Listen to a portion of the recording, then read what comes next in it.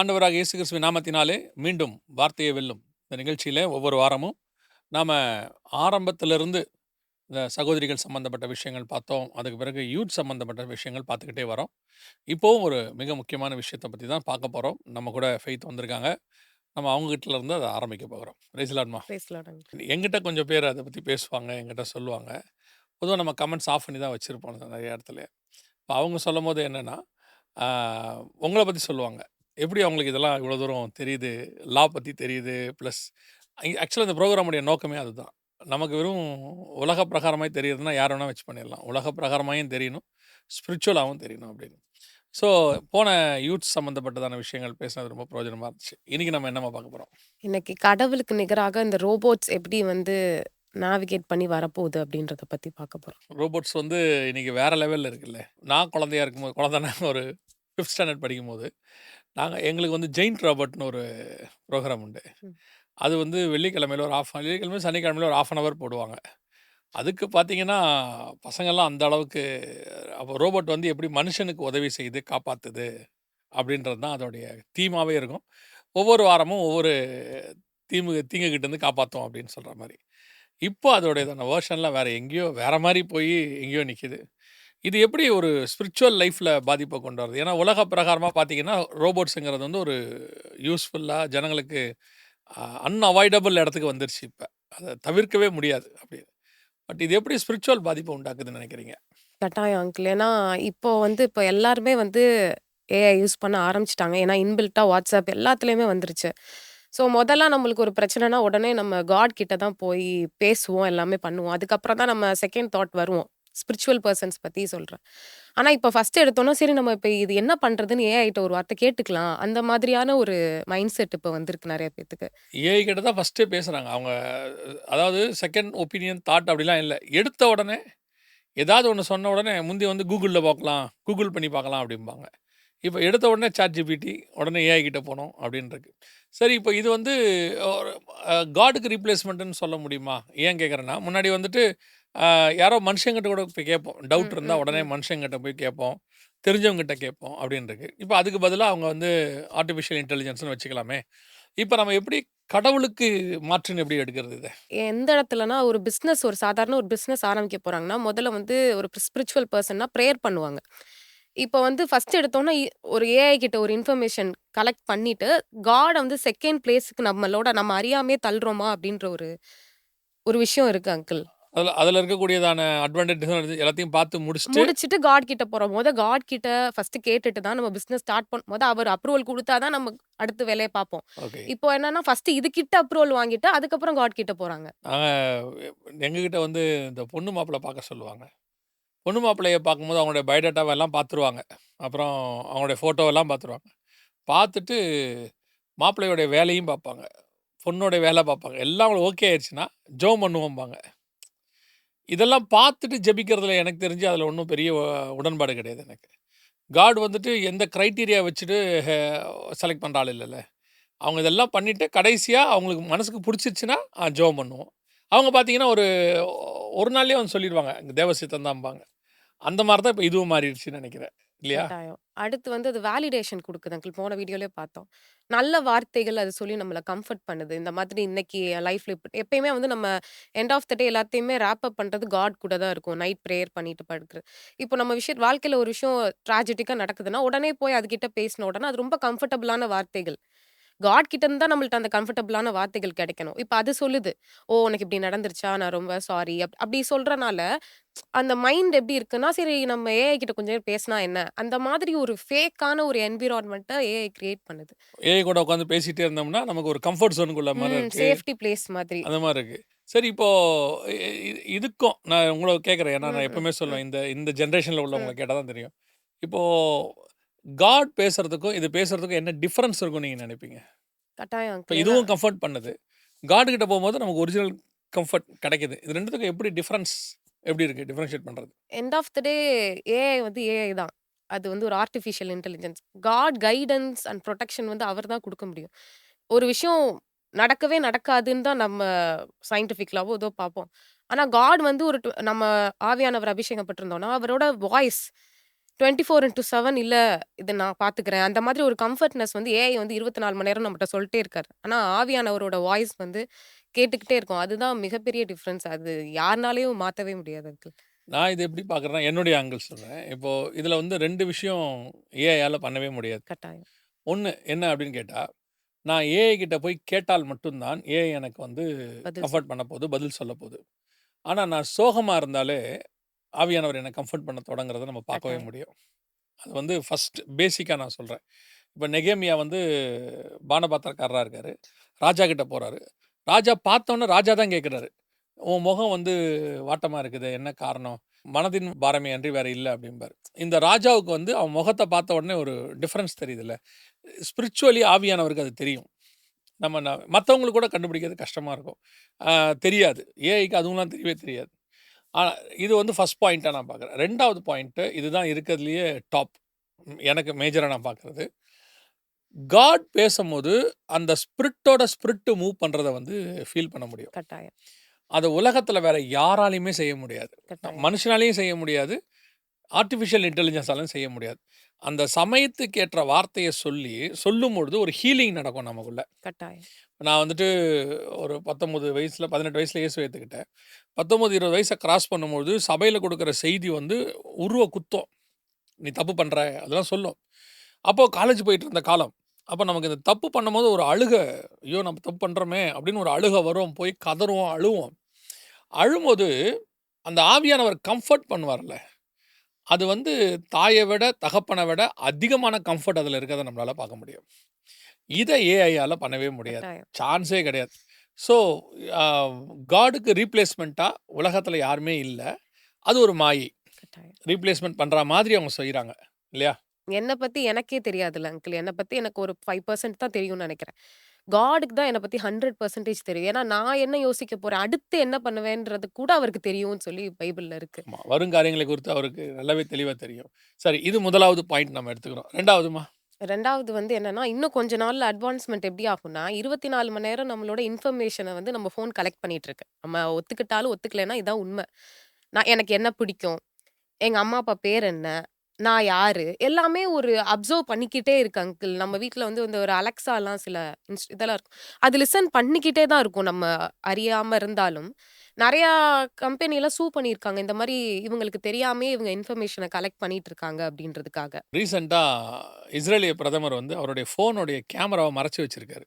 ஒரு ஸ்டிக்கர் மாரி ஒட்டி வச்சிருக்காரு. அவர் மட்டும் இல்ல, ஆ பிசினஸ் ஜெயண்ட்ஸ் ஒரு 2, 3 பேருடைய ஃபோன்ஸ் வந்து பார்த்தீங்கன்னு சொன்னா, அந்த ஸ்டிக்கர் மாரி போட்டு மறைச்சிருக்காங்க. என்ன ரீசன்னு சொல்லி அதுக்கான இது போட்டிருக்காங்க. நம்முடைய ஸ்மார்ட் ஃபோன் வந்து நம்மள வந்து 24 ஹவர்ஸ் என்ன பண்ணுதா ரெக்கார்டிங் பண்ணுது. நம்ம பேசுறத அது கேட்குது. நம்மள்த வந்து ஸ்டோர் பண்ணுதுன்ட்டு. முன்னாடி பார்த்தீங்கன்னா, இந்த ஃபோன பின்னாடி ஓப்பன் பண்ணி, ம். இந்த பேட்டரிய எடுத்துட்டுலாம் போட முடியும். இப்ப வெறும் சிம் கார்ட நீங்க போட்டு எடுக்கலாம். அது தவிர உங்க ஃபோன நீங்க ஓப்பன் பண்ணவே முடியாது. என்ன ரீசன்னா, நம்ம பேசுற எல்லாமே ரெக்கார்ட் ஆயிட்டு இருக்கு. அத கண்டுபிடிச்சுட்டாங்க ஒரு இடத்துல. கண்டுபிடிச்சு அந்த ரெக்கார்ட் பண்றத டிசேபிள் பண்ண முடியும். அதனால அவங்க என்ன பண்ணாங்கன்னா, இப்ப அத ஓப்பனே பண்ண முடியாதபடி பண்ணிட்டாங்க. அப்போ சில ஜெயண்ட்ஸ் என்ன சொல்றாங்கன்னா, நம்ம ஃபோன் முழுக்க முழுக்க நம்மள என்ன பண்ணுது? ட்ராக் பண்ணுது. 2வது பாயிண்ட்டு அமெரிக்கன் நெசட்ல ஒரு பெரிய இந்த மாரி ஒரு ஜெயண்ட் ஒருத்தர கூப்ட்டு நடத்துனாங்க. என்குயரி பண்ணாங்க. அப்ப அவர்ட்ட கேட்குறாங்க, "உங்களுடைய ஆப் வந்து எங்கள கண்காணிக்குதா? ஆ நான் இப்ப இங்க இருக்கேன், அந்த இடத்துக்கு போறேன். அந்த ஆப்பால கண்காணிக்க முடியுமா?" அப்படின்னோனே அவர் என்னமோ சொல்ல ஆரம்பிச்சாரு. அதாவது என்னன்னா அப்படின்னோனே, அந்த அந்த இவரு கேட்குறாரு, "say yes or no. Single வேர்ட்ல பதில் சொல்லுங்க." அவர் சொல்றாரு, எஸ்" அப்படின்ட்டு அதுக்கு எக்ஸ்ப்ளனேஷன் ஒண்ணு குடுக்க ஆரம்பிச்சாரு. அப்பதான் உலகத்துக்கே ரொம்ப புரிய ஆரம்பிச்சுச்சு. நம்ம விரும்புறோம், இல்ல அதெல்லாம் கான்செப்ட்டே கிடையாது. நம்மோட இத வச்சுக்கிட்டு அவங்க 24 ஹவர்ஸ் நம்மள வந்து வாட்ச் பண்றாங்க. கேப்சர் பண்றாங்க அப்படின்னு. சிசிடிவி கேமரா இருக்கு. எல்லாமே ரெக்கார்டிங் தான். ஒரு 30 டேஸ் கிட்டத்தட்டயாவது இருக்கும். அதுக்கப்புறம் எனக்கு தெரியல. அதுவும் எங்கேயோ ரெக்கார்ட் ஆகி இருக்குமான்னு தெரியல. நான் என்ன சொல்ல வரேன்னா, நத்தானியேல் பார்ப்போம் பைபிள்ல. ஏசப்பா வந்து சொல்லுவாங்க, "நான் உன்னை அத்திமரத்துக்கு கீழ பார்த்தேன்." ஸோ அந்த ஒரு அப்போ வந்து அது காடால மட்டும் தான் முடிஞ்ச ஒரு விஷயம். கட்டாயம் இப்பயும் அது காடால மட்டும் தான் முடியும். இதெல்லாம் வந்து டெக்னாலஜி எண்ட் ஆஃப் த டே அது வந்து டெக்னாலஜி தான். ஆனா காட் தான் நம்மள 24 மணி நேரம் பார்த்துக்கிட்டே இருக்காரு. இது என்ன ஆகுதுன்னா, இது எல்லா இன்ஃபர்மேஷனையும் கலெக்ட் பண்ணிட்டு, ஒரு நாளு இப்பயே நெறைய இடத்துல ரோபோட்டிக் சர்ச்சஸ்லாம் வந்திருக்கு. நீங்களே நெறையா நேற்று வரையிலலாம் சொல்லியிருக்கிறீங்க. அப்போ வந்து அந்த காட் வந்து உள்ள போன உடனே அந்த ஸ்டாச்சு பேச ஆரம்பிக்கும். ரெவலேஷன்ல இருக்கிற மாதிரி. கம்ஃபர்டபுளான வார்த்தை. நாம என்ன பிரச்சனையோட வந்திருக்கோன்றது அதுக்கு தெரியும். ஏன்னா, நான் அத ChatGPTல போட்டு பார்க்குறேன். YouTubeல சர்ச் பண்ணி பார்க்குறேன். Googleல சர்ச் பண்ணி பார்க்குறேன். எல்லாவற்றையும் அந்த இன்ஃபர்மேஷன கலெக்ட் பண்ணிக்குது uncle end of the day. So இது எப்படி ஏசப்பா வந்து நத்தானியேல பார்த்து சொன்னது மாதிரி, இதுவும் நம்ம கிட்ட பேசும். நான் உன்ன அங்க பார்த்தேன்ல, நீ வருத்தப்படாதன்னு சொல்லி அந்த அட்வான்ஸ்மென்ட் வரதுக்கு நெறைய சான்சஸ் இருக்கு. அது அந்த நியூ ஏஜ் மூவ்மென்ட் பண்றவங்க எல்லாருமே அந்த பிலீவிங்லாம் வந்துட்டு கட்டாயம் அத ஏத்துப்பாங்க. அது ஓகே. இது நம்ம காட் தானே. இது ஏன்னா இப்போ ரீசென்ட்டா ரொம்ப ஃபன்னியா ஒரு வீடியோ பார்த்தேன். அதுல வந்து இந்த ஜெமினாய், ChatGPT, Claudeலாம் இருக்குல்ல அங்கிள். அதுல வந்து ஏஐ அசிஸ்டன்ட் இருப்பாங்க. வாய்ஸ் அசிஸ்டன்ட்லாம். அதுல வந்து இந்த நியூ ஏஜ் பிலீவர்ஸ் அந்த நாட் அ கிறிஸ்டியன் பிலீவர் அவங்க அந்த ஒரு செக்குலரா ஒரு தீம் வச்சு இருப்பாங்க அங்கிள் உங்களுக்கு தெரியும்.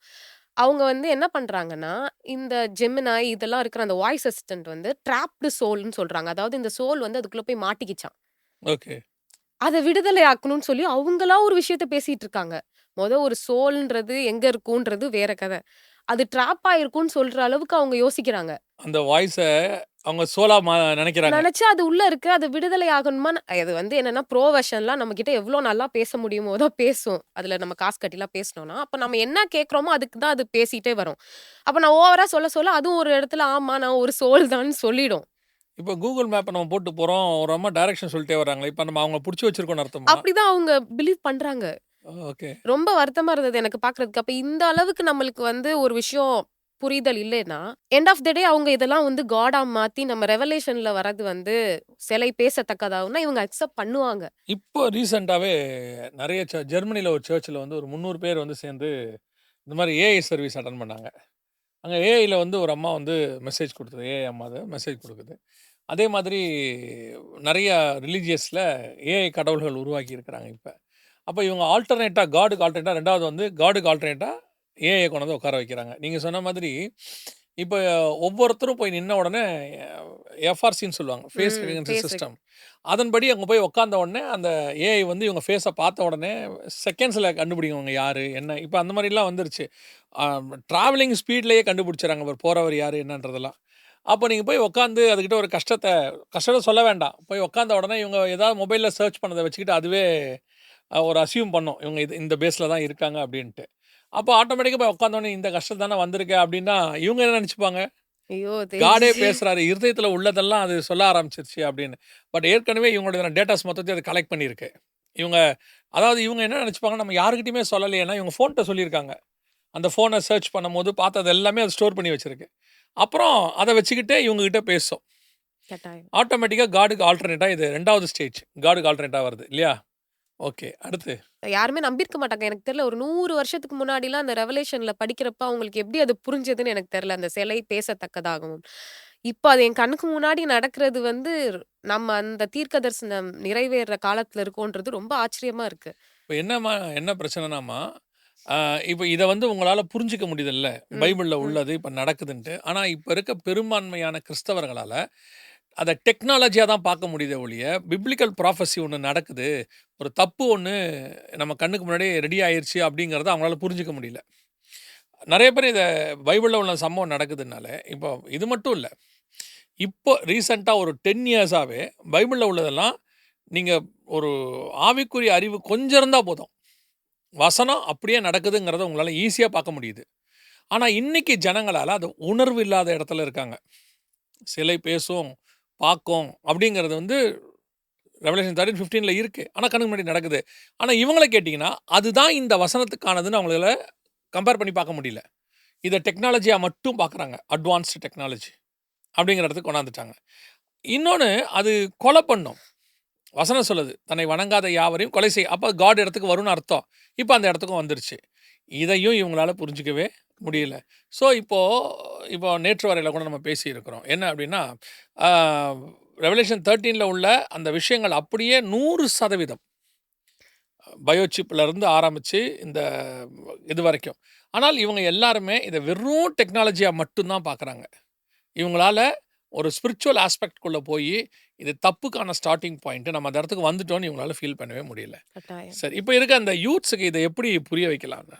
ஏன்னா இது மெயினா பார்க்குறோம்னா, யூத்ஸ்க்காக தான். இது டெக்னாலஜின்றத மட்டும் பார்க்காம, டெக்னாலஜிக்குள்ள எப்படிலாம் பிசாசு வேல பார்க்குறான்றது நம்ம கட்டாயம் அப்சர்வ் பண்ணியே ஆகணும் அங்கிள். ஏன்னா, கிட்டத்தட்ட 7000 இயர்ஸா அப்சர்வ் பண்ணிட்டு இருக்கான்.